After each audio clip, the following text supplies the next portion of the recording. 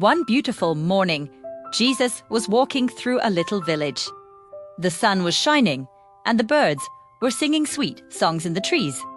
Jesus loved to walk and talk with people, especially children. As he walked down the dusty path, he saw a group of children playing together.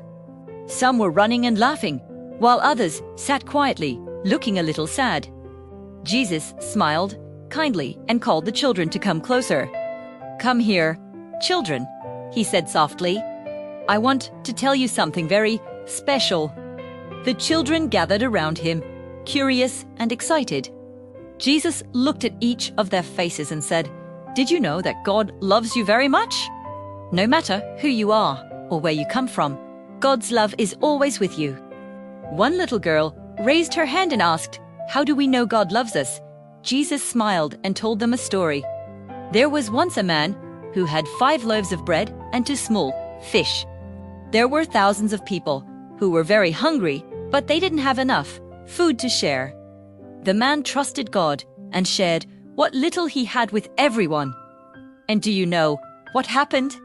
God made the food multiply so everyone could eat and be full.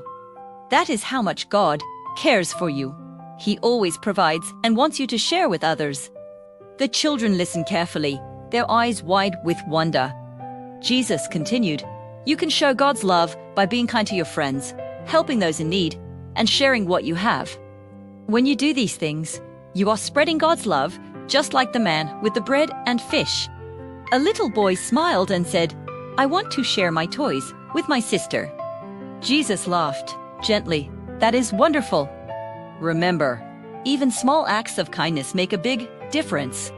Then Jesus knelt down and said, "Let me bless you all." He put his hands on their heads and prayed, "May you always feel God's love in your heart. May you be kind and brave, and may you share your love with everyone you meet." The children felt warm inside, like a bright light shining in their hearts.